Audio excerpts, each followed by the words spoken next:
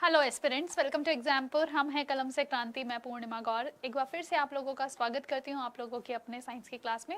कैसे हैं आप सभी? एक बार जल्दी से सभी प्यारे छात्र यहाँ पे आप लोग क्या बोलते हैं इस क्लास को शेयर कर देंगे ताकि और बच्चे भी हमारे साथ यहाँ पे आके जुड़ जाएं।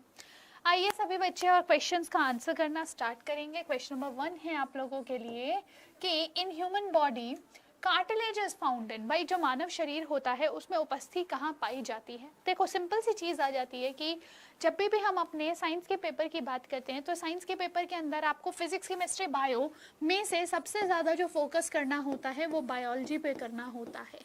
जीव विज्ञान से जो क्वेश्चंस आते हैं वो काफी ज्यादा बेहतर क्वेश्चंस आते हैं। ठीक है, आपके शरीर से संबंधित क्वेश्चन सबसे ज्यादा यहाँ पे आते हैं, तो इस वजह से एक इंसान को अपने शरीर के बारे में भी पता होना जरूरी भी है। ठीक है, तो इस वजह से ध्यान रखिएगा कि बायो बहुत इंपॉर्टेंट पर्सपेक्टिव हो जाता है साइंस के लिए जब भी आप कॉम्पिटिटिव एग्जाम्स की बात करते हो। ठीक है, इस क्वेश्चन की बात करते हैं। कार्टिलेज पूछी गई है, उपस्थि पूछी गई है। उपस्थि होती क्या है? ये फ्लेक्सिबल अस्थियां होती हैं, फ्लेक्सिबल अस्थि होती हैं। ठीक है, इनमें काफी ज्यादा क्या होती है? फ्लेक्सिबिलिटी पाई जाती है। जैसे अगर मैं बात करूं मैम, उपस्थि हमारे कोई एग्जाम्पल है क्या? अरे अपने कान का ये पिन्ना पकड़ो, ऑरिकल पकड़ो और इसको आप ट्विस्ट कर सकते हो। आप कहोगे मैम आसानी से ट्विस्ट कर सकते हैं, तो ये क्या है? उपस्थि है। मैं आपके नाक की टिप की बात करती हूँ, आसानी से मोड़ सकते हो? जी बिल्कुल आसानी से मोड़ सकते हैं, तो यह भी क्या है? यह भी आपकी उपस्थि है। ठीक है, तो ऐसे जो भी फ्लेक्सिबल आपके बोन्स का पार्ट होता है that is known as cartilage. ठीक है, तो हमारी जीभ के अंदर क्या ये होता है? नहीं, हमारी जो जीभ होती है यह कंप्लीटली मसल्स की बनी होती है। ठीक है, इसमें मांसपेशी मिलती है, यह एक पेशीय अंग होता है। ठीक है, नोज की बात करते हैं। जी बिल्कुल उपस्थि पाई जाती है आपके नोज में। चिन की बात करते हैं तो चिन पे तो आपकी हड्डी है, कौन सी? मैंडिबल हड्डी, उसी पे तो चिन लोकेटेड है आपकी। ठीक है, अच्छा नाखून की बात करते हैं। कैरेटिन प्रोटीन का बना होता है नाखून। कौन से प्रोटीन का? कैरेटिन प्रोटीन का बना होता है आपका नाखून। ध्यान रखोगे इस चीज को। चलिए क्वेश्चन नंबर 2 कहता है कि muscles are connected to bones by connective tissue called as dash. भाई देखो ये क्वेश्चन कई बार आप लोगों से पूछा जाता है, बार बार पूछा जाएगा आगे भी। अगर मैं अभी के एनटीपीसी के एग्जाम की बात करूं तो 2 शिफ्ट्स में ये क्वेश्चन पूछा गया कि बताइए ये जो मसल्स होती हैं ये किससे कनेक्टेड होती हैं, मतलब किस चीज के द्वारा? बोन से कनेक्ट होती है। तो ये आपकी मांसपेशी, ठीक है, और ये आपकी अस्थि। तो ये जो मांसपेशी और अस्थि आपस में कनेक्टेड होती हैं ये किसके द्वारा होती हैं? टेंडन के द्वारा, कंडरा के द्वारा ये जुड़ी हुई होती है। क्या है ये? कंडरा है, यानी कि टेंडन है। तो मैंने इसको याद करने का क्या तरीका बताया था? Muscle tendon bone, MTB। ठीक है, एक MTB टीवी चैनल है, तो आप उसको ना याद करके आप क्या करोगे? MTB ध्यान रखोगे। तो MTB बोले तो मसल टेंडन बोन। ठीक है, तो जिससे क्या है? मांसपेशी टेंडन यानी कि कंडरा के द्वारा क्या होती है? आपकी हड्डी से जुड़ी हुई होती है। ठीक, तो इस क्वेश्चन का आंसर क्या हो जाएगा? टेंडन आंसर हो जाएगा। अगर मैं लिगामेंट की बात करती हूँ तो यह बोन से बोन को जोड़ने का कार्य करती है, बोन को बोन से जोड़ने का कार्य इसका होता है। ठीक है, एडिपोज जो टिश्यू होता है यह एक ऊतक है। ठीक है, एडिपोज टिश्यू क्या करता है? यह वसा को स्टोर करता है, वसा का संग्रहण करता है। ठीक है, क्या करता है? ये वसा का संग्रहण करता है। कौन? Adipose tissue. ठीक है जी, तो यहाँ पे आंसर क्या हो जाएगा? आंसर हो जाता है टेंडन यानी कि कंडरा। भाई न्यूरॉन की बात करते हैं, आपके शरीर की सबसे लंबी कोशिका होती है। ये इसका पुनर्जनन जो होता है या फिर इसकी पुनर्योजी जो क्षमता होती है वह अत्यधिक कम होती है। ठीक है, इस चीज को ध्यान रखिएगा। चलिए क्वेश्चन नंबर 3 की तरफ चलते हैं। Which of the following chemicals is associated with muscle fatigue? निम्न में से कौन सा जो रसायन है वह मांसपेशियों की थकान से जुड़ा हुआ है? यानी कि हम अक्सर क्या करते हैं जब भी हम एक्सरसाइज करते हैं, फिजिकल स्ट्रेनर्स एक्सरसाइजेस करते हैं, तो उन फिजिकल स्ट्रेनर्स एक्सरसाइजेस के दौरान क्या होता है बच्चा कि आपकी ये जो मांसपेशी होती है, फिजिकल स्ट्रेनर्स एक्सरसाइजेस के दौरान आपकी ये जो मांसपेशी होती हैं इनमें एक केमिकल जमा हो जाता है, ठीक है। उस केमिकल का जमा होने का रीजन क्या है? Anaerobic respiration. क्या? अवायवीय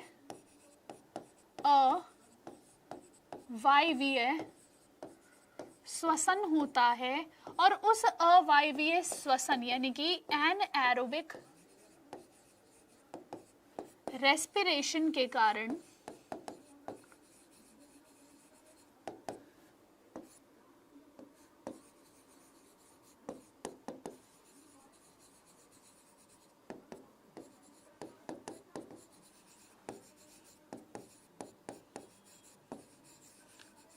बिना ऑक्सीजन की रेस्पिरेशन के कारण क्या होता है कि आपका जो क्या होगा वहां पे जो ग्लूकोज है, ग्लूकोज में नहीं, बेसिकली जो आपका क्रेब्स चक्र होता है, मैं इवन यहाँ पे समझा ही देती हूँ इस चीज को।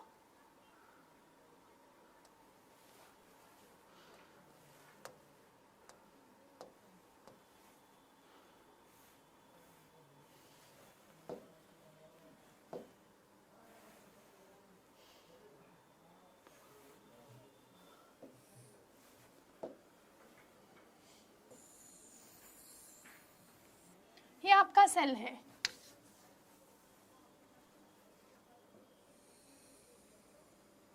ठीक है। इस सेल के अंदर आपका क्या है? इस सेल के अंदर जो भी आपका ग्लूकोज है, ठीक है, ये एंटर करा। जैसे ये ग्लूकोज यहाँ पे एंटर करता है, इसको 3 कार्बन की चेन के अंदर तोड़ दिया जाता है, जिसको हम कहते हैं ग्लाइकोलिसिस की प्रक्रिया, ठीक है। इस ग्लाइकोलिसिस की प्रक्रिया के द्वारा ये जो कार्बन, वो जो ग्लूकोज होता है, इसको हम पाइरुविक अम्ल में तोड़ देते हैं, पाइरुविक एसिड में तोड़ देते हैं, ठीक है।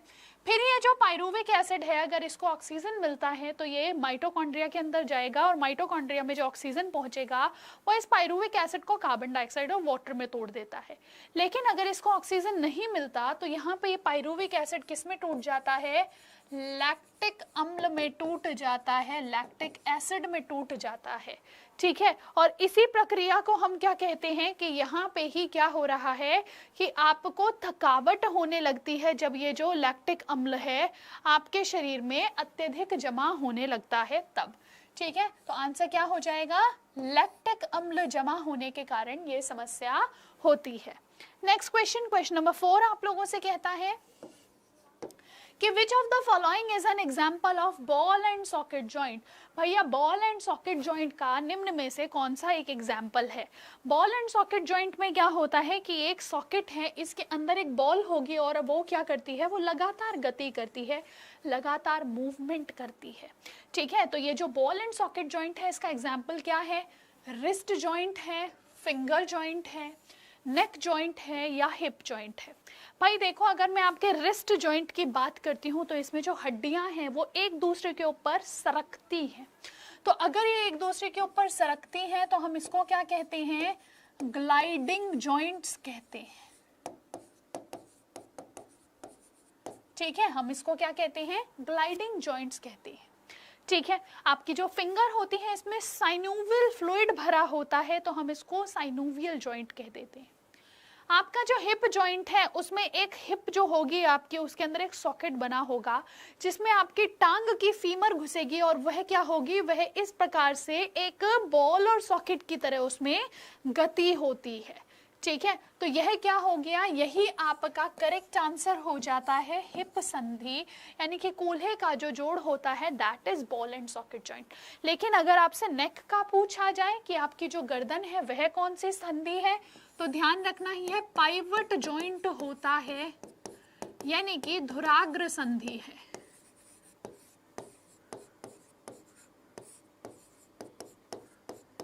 ठीक है। क्या है ये? धुराग्र संधि होती है, ठीक है। और ग्लाइडिंग जॉइंट को हम क्या कहते हैं? विसर्पी संधि कह देते हैं,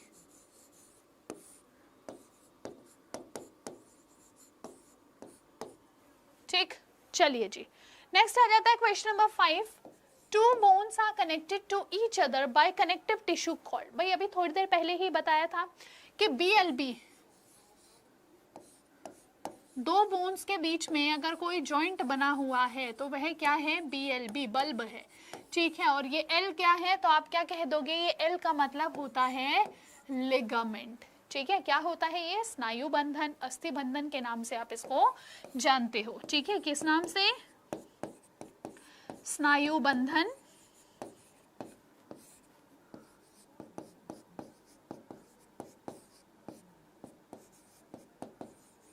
अस्थि बंधन, इस नाम से आप किसको जानते हो, आप अपनी इन हड्डियों को जानते हो। ठीक है, चलिए क्वेश्चन नंबर 6 कहता है समुद्र की गहराई मापने के लिए जो साधन होता है, जो इंस्ट्रूमेंट होता है, आप उसको किस नाम से जानते हो, बताइए जरा। समुद्र की गहराई नापने के लिए पहला ऑप्शन है आपके पास ऑल्टीमीटर, दूसरा है आपके पास हाइड्रोमीटर, तीसरा है फैदोमीटर और चौथा है मैनोमीटर।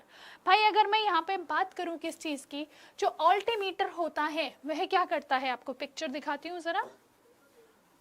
अच्छा यहाँ पे है नहीं ऑल्टीमीटर का, चलो।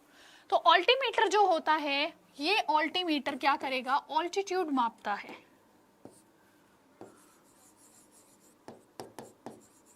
यानी कि हाइट को मापने का कार्य करता है, ऊंचाई को मापने का कार्य करता है। हाइड्रोमीटर क्या करता है, यह आपकी स्पेसिफिक ग्रेविटी नापने का कार्य करता है। क्या करेगा, स्पेसिफिक ग्रेविटी, विशिष्ट गुरुत्व मापने का इसका कार्य होता है। मैनोमीटर क्या करता है, ये प्रेशर को मापेगा। ठीक है, किस चीज को, प्रेशर को मापता है। जबकि जो फैदोमीटर होता है, इसी का उपयोग किया जाता है किस चीज के लिए, किसी भी समंदर की गहराई को मापने के लिए। ये मशीन देख रहे हैं, दिस इज फैदोमीटर। ठीक है, चलिए जी नेक्स्ट क्वेश्चन, कौन सा क्वेश्चन है ये, क्वेश्चन नंबर 7 है आप लोगों के लिए। पेसमेकर बनाया गया है। भैया पेसमेकर का उपयोग किस लिए किया जाता है, यकृत प्रत्यारोपण के लिए, यानी कि लिवर ट्रांसप्लांटेशन के लिए, हृदय प्रत्यारोपण के लिए कि हम इसको इसके द्वारा हम हृदय ट्रांसप्लांट कर सकते हैं। तीसरा है कंट्रोलिंग ब्लड फ्लो, रक्त के बहाव को नियंत्रित करने के लिए, और चौथा आ जाता है कंट्रोलिंग द हार्ट बीट, यानी कि हृदय की धड़कनों को नियंत्रित करने के लिए। आंसर कीजिए, क्या हो जाएगा, क्या कहोगे कि मैडम हम जब भी बात करते हैं किस चीज की, पेसमेकर की, तो ये जो पेसमेकर होता है यह कहाँ होता है, आप एक आर्टिफिशियल, एक इलेक्ट्रॉनिक डिवाइस है ये। क्या है ये, इलेक्ट्रॉनिक डिवाइस है। और ये जो इलेक्ट्रॉनिक डिवाइस होता है, इसका उपयोग कहाँ किया जाता है, आपके हृदय के राइट आर्ट्रियम में इसको प्लेस किया जाता है, दाहिने आलिंद में इसको प्लेस करते हैं, ताकि यह क्या कर सके, आपके हृदय की जो गतिविधियां हैं, आपकी जो हृदय की जो गति है, बीट्स हैं, उनको क्या कर सके, नियंत्रित कर सके। इसलिए हम इस पेसमेकर का इस्तेमाल करते हैं। ठीक है, चलिए क्वेश्चन नंबर 8 कहता है तापमान को मापने के लिए निम्न में से, अच्छा उच्च तापमान को मापने के लिए निम्न में से किसका उपयोग किया जाता है, vapour thermometer, resistance thermometer, energy meter या फिर पायरोमीटर। भैया हमें उच्च तापमान मापना है। ठीक है, हमें कोई, मैंने ये नहीं बोला कि मुझे क्या बोलते हैं, निम्न तापमान भी नापना है। अगर मुझे निम्न तापमान भी नापना होता तो मैं रेजिस्टेंस थर्मामीटर का इस्तेमाल करती। अगर मुझे एक निश्चित, एक ठीक ठाक तापमान मापना होता, मैं मर्करी वेपर थर्मामीटर का इस्तेमाल करती, जो हमारे आम टेम्परेचर को माप सकता है। लेकिन मुझे तो बहुत हाई टेम्परेचर मापना है, तो उसके लिए मैं क्या करूंगी, पायरोमीटर का इस्तेमाल करूंगी। ठीक है, किस चीज का इस्तेमाल करूंगी, पायरोमीटर का, जो सन तक की एनर्जी माप सकता है, उसका कितना तापमान है उसको माप सकता है। ये जो वेपर थर्मामीटर होता है, यह क्या करता है, किसी भी लिक्विड के अंदर कितना वेपर प्रेशर होता है उसको मापने में ये बहुत अच्छे से सक्षम होता है। दूसरा है रेजिस्टेंस थर्मामीटर, यह आपके टेम्परेचर को मापता है, लेकिन इसका जो रेंज है वह उस हाई टेम्परेचर को मापने के कंपैरिजन में काफी कम होता है। ठीक है, और एनर्जी मीटर क्या करता है, कितनी एनर्जी आपने यूटिलाइज करी, आपके घर में लग रहा है ना एनर्जी मीटर, बिजली का बिल जिसमें आता है, दैट इज एनर्जी मीटर। ठीक है, तो वह क्या है, वह आपका एनर्जी मीटर होता है। चलो नेक्स्ट आ जाता है क्वेश्चन नंबर 9 कहता है rickets occurs due to the deficiency of. भाई जो रिकेट्स नामक रोग है वह निम्न में से किसकी कमी के कारण होता है। क्या पूछा गया है, रिकेट्स। रिकेट्स क्या होता है, हड्डियों का टेढ़ापन।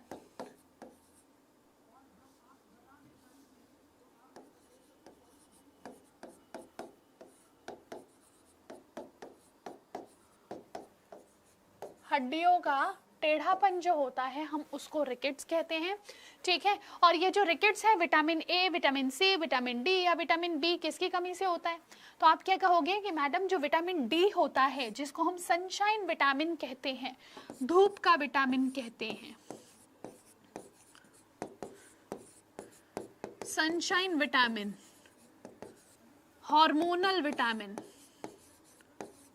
हार्मोनल विटामिन, ठीक है, कैल्सीफेरॉल, ये जो आपका विटामिन है इसी को हम क्या कहते हैं कि ये विटामिन डी है और इसी की कमी से क्या हो जाता है? रिकेट्स हो जाता है बच्चों के अंदर। और बड़ों के अंदर ओस्टियोमेलेशिया या फिर ओस्टियोपोरोसिस हो जाता है। अच्छा, ये जो आपका रोग विटामिन होता है helps in calcium absorption, calcium के अवशोषण में मदद करता है, ठीक है। क्या करता है ये? कैल्शियम के अवशोषण में ये काफी हद तक मदद करता है।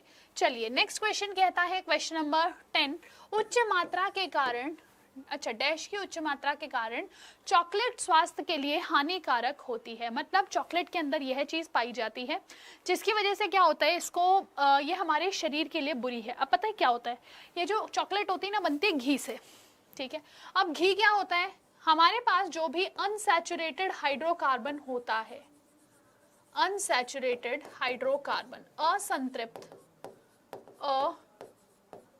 असंतृप्त हाइड्रोकार्बन जो होता है, इसको मैं निकल पैलेडियम कैटलिस्ट की प्रेजेंस में जब मैं इसमें हाइड्रोजन गैस ऐड करती हूं तो यह सैचुरेटेड हाइड्रोकार्बन बन जाता है, ठीक है। क्या हो जाता है? ये संतृप्त हो जाता है, ठीक है, यानी कि सिंगल बॉन्ड वाला हो जाता है जो आपके डबल बॉन्ड का हाइड्रोकार्बन होता है, ठीक है। वनस्पति तेल से क्या बन जाता है? वनस्पति घी बन जाता है। फिर इसी वनस्पति घी को क्या किया जाता है? चॉकलेट्स में इस्तेमाल किया जाता है।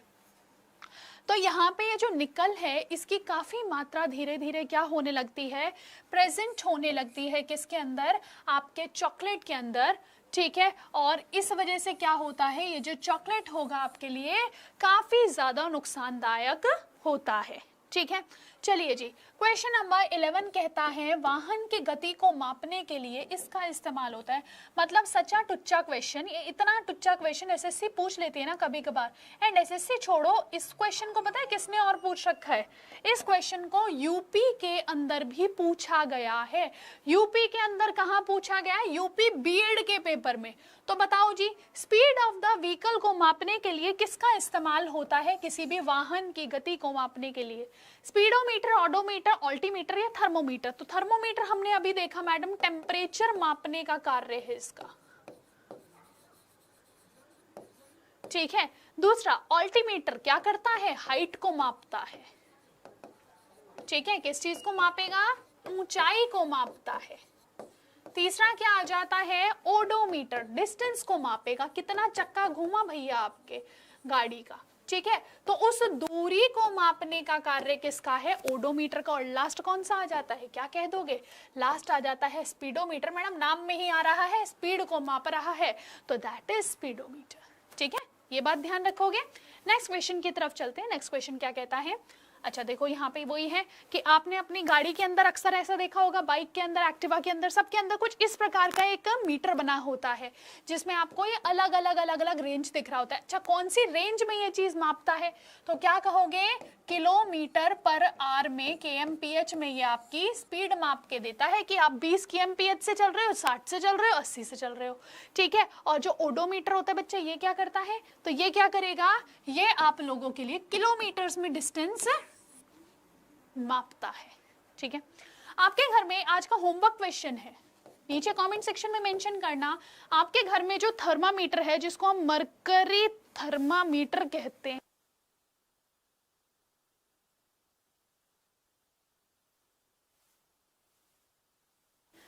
हाँ जी, तो यहाँ देखो जो आपके घर में जो मरकरी थर्मामीटर होता है बच्चा, उसकी रेंज कितनी होती है? उसकी रेंज कितनी होती है आपको यह बताना है, मरकरी थर्मामीटर की रेंज। तो क्या आंसर करोगे? ये नीचे कमेंट सेक्शन में मेंशन करना। एसएससी ने एक क्वेश्चन पूछा है, सीपीयू में एक क्वेश्चन पूछा गया था, ठीक है। चलो ये तो हो गया आपका होमवर्क क्वेश्चन। अब आगे चलते हैं अगले क्वेश्चन की तरफ। समुद्र में जहाज का समय निर्धारित करने के लिए इसका इस्तेमाल होता है। ऑप्शन नीचे कट गया है, कोई नहीं, मैं इसको ऊपर लिख देती हूँ। पहला है यूडियोमीटर, दूसरा है मैनोमीटर, तीसरा है क्रोनोमीटर और चौथा है बैरोमीटर। क्या आंसर करोगे?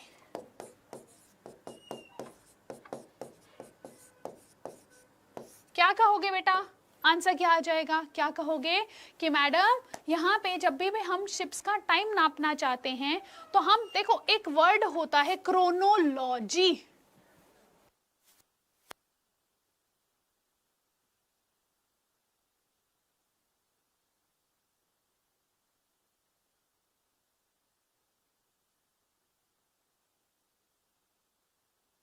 हाँ जी, तो यहाँ पे देखो क्रोनोलॉजी जो शब्द होता है उसमें क्या होता है, उसमें हम क्रोनिकल, क्रोनोलॉजी इसका मतलब क्या, हम कैसे कौन से समय में क्या चीज हुई उस चीज को देखते हैं। तो ये जो क्रोनोमीटर होता है यह क्या है, यह आपके टाइम ऑफ शिप्स को मापने का कार्य करता है। कुछ इस प्रकार का दिखता है आपका क्रोनोमीटर, ठीक है। अच्छा यूडियोमीटर की बात करते हैं मैडम। यूडियोमीटर क्या करता है कि आपकी कोई भी गैस है, ठीक है, तो वो जो गैस है उसके अंदर कितना वॉल्यूम चेंज हो रहा है, ठीक है, उसको मापने का कार्य किसका होता है, यूडियोमीटर का होता है, ठीक है। नेक्स्ट क्या आ जाता है, बैरोमीटर। जब मैं बैरोमीटर की बात करती हूँ बच्चा, यह क्या है, यह एयर प्रेशर को मापता है, ठीक है। और लास्ट क्या आ जाता है, मैनोमीटर, ये आपके लिक्विड्स का या गैसेस का जो प्रेशर होता है उसको मापने का कार्य करता है, ठीक है जी। चलो नेक्स्ट आ जाता है क्वेश्चन नंबर 12 हो चुका है 13।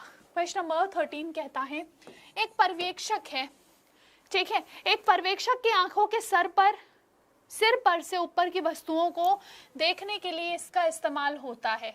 भैया सिर है हमारा यहाँ, आंखें यहाँ हैं, तो आंखों से ऊपर की लेवल की अगर मुझे कोई वस्तु देखनी है यहाँ की, ठीक है, तो उसके लिए मेरे को या तो उचकना पड़े, लेकिन उचकना पॉसिबल नहीं है, फिर मेरी मुंडी दिख जाएगी, फिर दुश्मन ऐसे धाई मार देगा गोली। तो क्या करना चाहिए, मैं क्या देखूं, क्या करूं जिससे जो है मेरे को ऊपर की चीजें भी नजर आ जाए और मैं भी दुश्मन को ना दिखाई दूं। तो उसके लिए आपके पास एक इंस्ट्रूमेंट आता है, उसका नाम क्या है, पेरिस्कोप है, बाइनोक्यूलर्स है, पायरोमीटर है या सीस्मोग्राफ है। एक एक करके आंसर कीजिए सभी का। क्या आंसर कर दोगे, जल्दी से बताएंगे।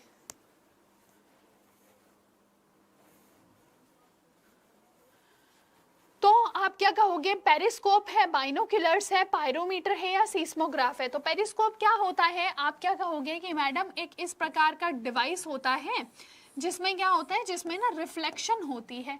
दो शीशे लगे होते हैं, 45 डिग्री का एंगल बनाते हैं, किसके साथ, आपके ऑब्जेक्ट के साथ, ठीक है। लेकिन आपस में ये जो दोनों शीशे होते हैं ये क्या होते हैं, ये पैरेलल होते हैं, ठीक है, एक दूसरे के पैरेलल हैं।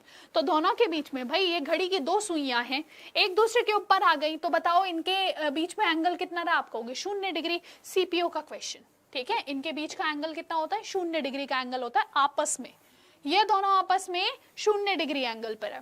तो बेसिकली क्या है, बेसिकली ये जो आपका बाइनोक्यूलर पेरिस्कोप होता है, इसमें यहाँ से लाइट रे आई, इससे टकराती है, यहाँ टकराती है, और फिर आपकी जो आंखें हैं उसके अंदर आप उस चीज को नोट कर पाते हो, ठीक है। तो पेरिस्कोप का इस्तेमाल करके आप क्या कर सकते हो, पेरिस्कोप का इस्तेमाल करके आप अपने उस वस्तु को देख सकते हो जो आपके सर से ऊपर होती है, ठीक है। नेक्स्ट आ जाता है बाइनोक्यूलर्स यानी कि दूरबीन। जब मैं बाइनोक्यूलर्स यानी कि दूरबीन की बात करती हूँ बच्चा, तो वह क्या करता है, ये जो बाइनोक्यूलर्स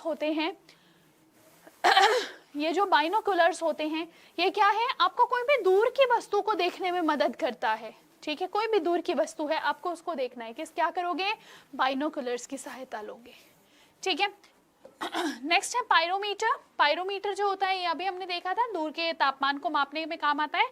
और सीस्मोग्राफ क्या होता है, यह अर्थक्वेक को मेजर करता है,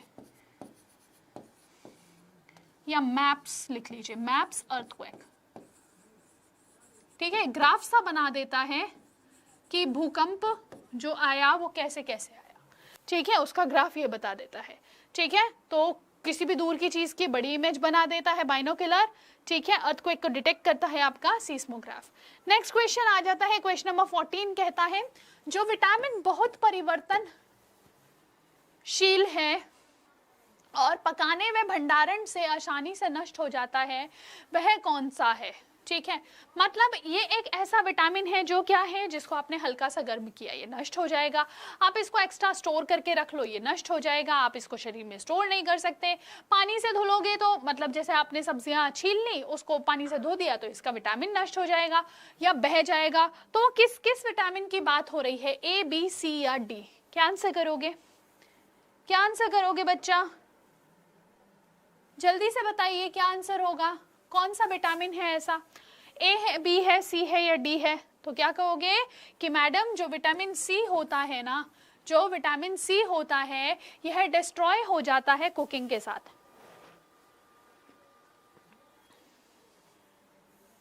ठीक है, चलिए जी नेक्स्ट क्या आ जाता है, क्वेश्चन नंबर 15 कहता है xerophthalmia is caused due to the deficiency of dash. भाई ज़ीरोफ्थैल्मिया जो होता है वह निम्न में से किसकी कमी के कारण होता है? Number 1 vitamin A, number 2 vitamin B, number C vitamin C और डी विटामिन डी। आंसर क्या हो जाएगा कि मैडम ये टुच्चा क्वेश्चन है, अब तो हमें अच्छे से याद हो चुका है कि ज़ीरोफ्थैल्मिया जो होता है वह विटामिन ए की कमी से होता है। Next question, which of the following is vitamin is soluble in water? निम्न में से कौन सा विटामिन जल में घुलनशील है? आंसर क्या करोगे क्वेश्चन नंबर 17 का आंसर कीजिए, कौन सा जो विटामिन है वह जल में घुलनशील है? ए बी ई के, क्या आंसर करोगे?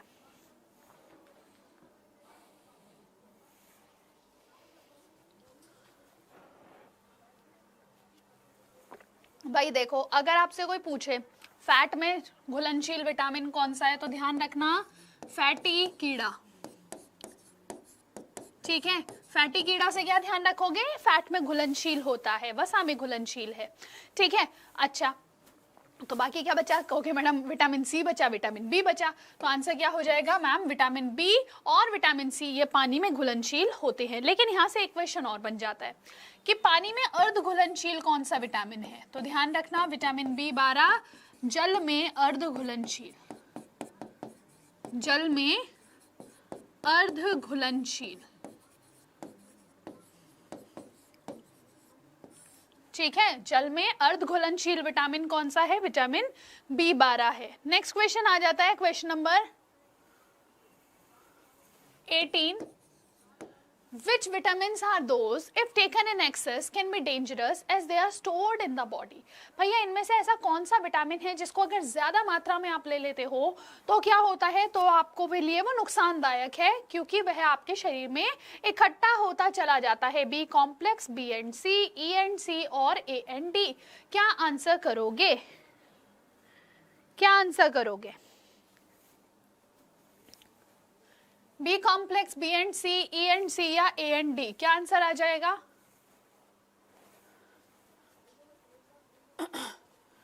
तो आप लोग कहोगे कि मैडम वो जो विटामिन है ना वह क्या है मैम, जो जल में घुलनशील है वो तो जल के माध्यम से बाहर निकल जाएंगे, तो ये नहीं हो सकता, ये नहीं हो सकता और ये भी नहीं हो सकता, ठीक है। अगर ये नहीं हो सकते तो बचा क्या, ए एंड डी।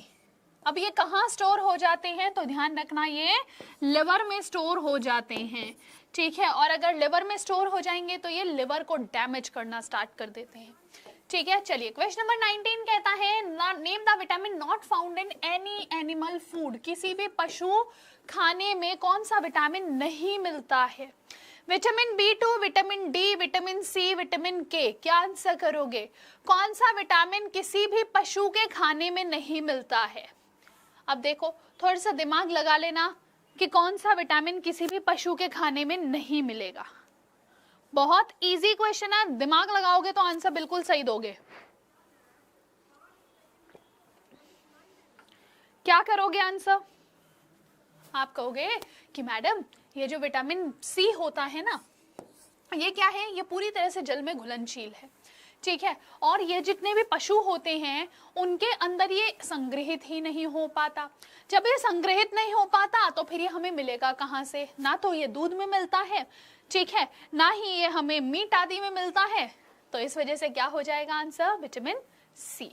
ठीक है जी।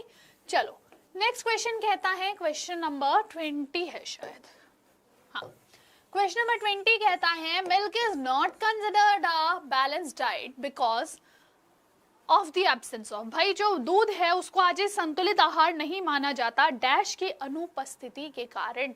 ये जो दूध होता है इसमें यह अनुपस्थित होता है, इसके कारण हम इसको एक बैलेंस्ड डाइट नहीं कहते हैं। बताइए क्या नहीं होता? मैग्नीशियम और vitamin D, iron and vitamin C, calcium and vitamin C, iron and vitamin A. क्या आंसर करोगे? क्या कहोगे? आप कहोगे कि मैडम जब भी हम दूध की बात करते हैं ना तो दूध एक संतुलित आहार इसलिए नहीं माना जाता क्योंकि उसके अंदर क्या होता है, अभी अभी बताया था मैम आपने, विटामिन सी नहीं होता है। लेकिन इसके साथ दो चीजें और दे रखी हैं, या तो आयरन नहीं है या कैल्शियम नहीं है। तो भाई दूध में कैल्शियम ना हो ऐसा हो सकता है? हम तो बहुत बचपन से यही पीते आ रहे हैं कि भैया दूध में बहुत ही कैल्शियम है ना। तो अगर दूध में ज्यादा कैल्शियम है तो क्या नहीं है दूध में? आयरन नहीं है। ठीक है, चलिए जी नेक्स्ट क्वेश्चन आ जाता है, क्वेश्चन नंबर 21। निम्न में से कौन सा एक विटामिन है? निम्नलिखित में से कौन सा एक विटामिन है? कैरेटिन है, इंसुलिन है, राइबोफ्लेविन है या एड्रीनलिन है? कैरेटिन की बात करते हैं, इसके द्वारा आपके बाल बने होते हैं, इसके द्वारा आपके नाखून बने होते हैं और ये एक प्रकार का प्रोटीन है, protein of hair and nail, आपके नाखून और बाल का प्रोटीन होता है। इंसुलिन क्या है? इंसुलिन आपका वो प्रोटीन है जो हार्मोन की तरह कार्य करता है। ठीक है, ये हार्मोन है यानी कि हार्मोनल प्रोटीन होता है। नेक्स्ट है एड्रिनलिन, यह भी एक हार्मोन है जो आपकी किडनी के द्वारा निकलता है। ये हार्मोन कहाँ से निकलता है? पैनक्रियाज यानी कि अग्नाशय से। और एंड एड्रिनलिन कहाँ से निकलता है? Hormone from adrenal gland.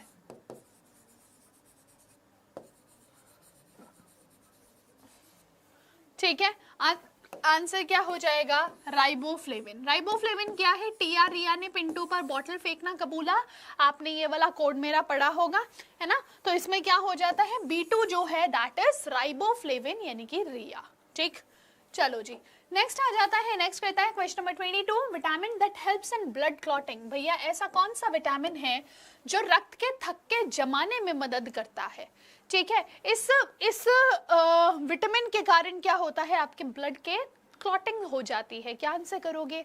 Vitamin C है, विटामिन ई है, विटामिन के है या विटामिन डी है? आंसर क्या आ जाएगा? क्या कहोगे? तो आप कह दोगे कि मैडम जो रक्त के थक्के जमाने वाला विटामिन है उसको हम विटामिन के कहते हैं। ठीक है, क्या कहते हैं? विटामिन के। और क्योंकि इससे रक्त के थक्के जमते हैं तो ये हमें हैमरेज से बचाता है, इसलिए हम इसको एंटी हैमरेज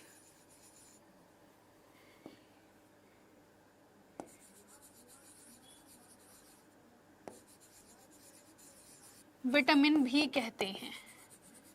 ठीक है, क्या कहते हैं हम इसको? एंटी हैमरेज विटामिन भी कहते हैं। डी को क्या कह देते हैं? सनशाइन विटामिन कह देते हैं। ई को ब्यूटी विटामिन कह देते हैं। सी को हम क्या कह देते हैं कि ये आपका जो है कैसा विटामिन है? एंटी इन्फेक्शियस विटामिन है। ठीक है, ध्यान रखिएगा। और विटामिन के का साइंटिफिक नेम क्या है? फाइलोक्विनोन।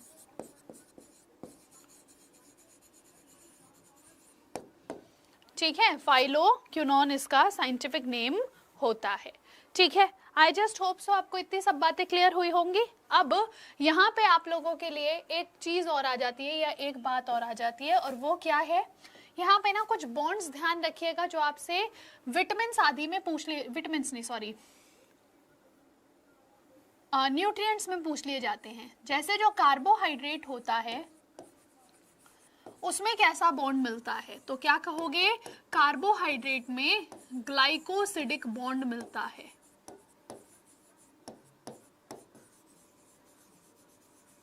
ठीक है, कैसा?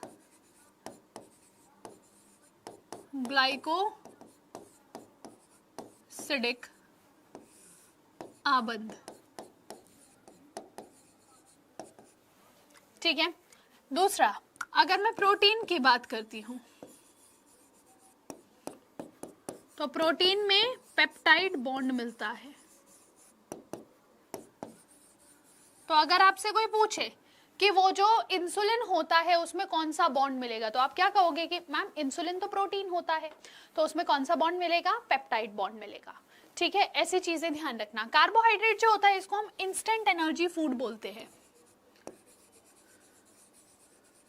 इंस्टेंट एनर्जी फूड हम इसको कहते हैं, यानी कि इससे क्या होता है, तत्कालीन ऊर्जा का भोजन कहते हैं। ठीक है, इससे क्या होता है, इससे तत्कालीन ऊर्जा दी जा सकती है। ठीक, अच्छा प्रोटीन जो होता है आप इसको बॉडी बिल्डर फूड कहते हो, क्यों, क्योंकि इसके द्वारा आपका शारीरिक निर्माण होता है, टूट फूट को जोड़ने का कार्य इसका होता है, बॉडी बिल्डर फूड कहते हैं। ठीक है, यानी कि शारीरिक संरचना वाला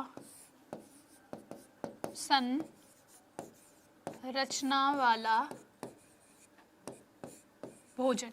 ठीक है, ये इस प्रकार के कुछ सीधे सीधे नाम होते हैं जो आप लोगों से पेपर में पूछ लिए जाते हैं। ठीक है, अच्छा एक और क्वेश्चन यहाँ से बनता है कि आप लोगों से अक्सर पूछा जाता है कि साइंटिफिक नेम्स बताइए विटामिन बी कॉम्प्लेक्स के। ठीक है, तो बी कॉम्प्लेक्स में आप लोगों को अक्सर कंफ्यूजन होती है, तो इस वजह से हम क्या करेंगे, हम एक बार इसको देख लेते हैं। तो आप लोगों को कोड ध्यान रखना है, क्या, टिया रिया ने पिंटू पर बोतल फेंकना कबूला।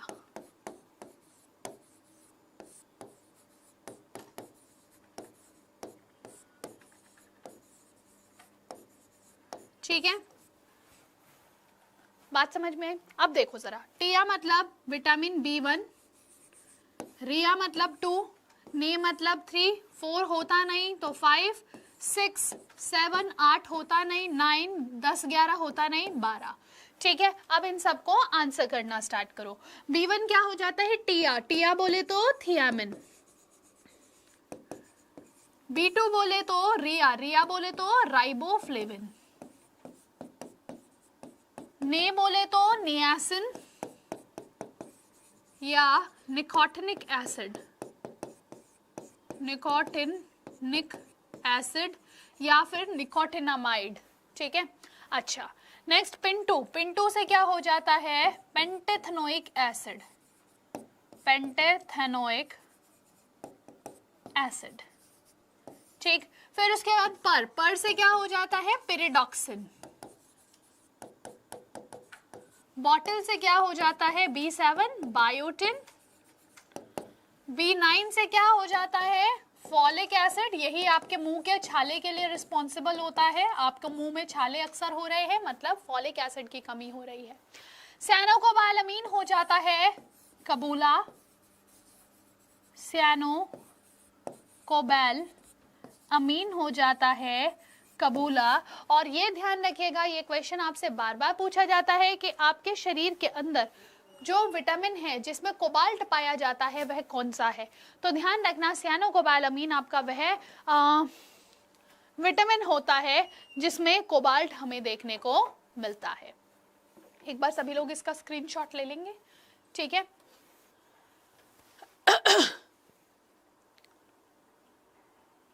और ध्यान रखना ये जो सियानोकोबालामीन होता है यह क्या होता है, यह आपका सेमी सोल्यूबल इन वाटर होता है। आपके बालों के लिए कौन सा विटामिन ज्यादा जरूरी है, क्या कहोगे, बायोटिन ज्यादा जरूरी होता है। ठीक है, पैरों में से आग निकलती है, विटामिन B5 की कमी हो रही है। ठीक आपको चर्म रोग हो रहे हैं, विटामिन B3 की कमी हो रही है। ठीक, आप अपने भोजन से अपने आप को सुधार सकते हैं। अक्सर आपने सुना होगा ना बड़े बुजुर्गों से, तो वो रीजन यही है कि अगर आप ढंग का खाना खाएंगे, अपना पोषण जो है भली प्रकार से लोगे, तो आपको रोग जो होंगे वो आएंगे लेकिन वो जल्दी ही निपट जाएंगे। ठीक, तो वो क्या है, ये आपका शरीर है जिसको अगर आप ढंग की फीडिंग दोगे तो आप बढ़िया तरीके से निरोगी और स्वस्थ रह सकते हैं। तो चलिए, आज का सेशन कैसा लगा जरूर नीचे कॉमेंट सेक्शन में मेंशन कीजिएगा, और मैंने आज का जो होमवर्क दिया है उसको भी आप लोग आंसर करेंगे। ठीक है, तो चलिए फिर, this is Purnima Gaur signing off, take care, bye bye.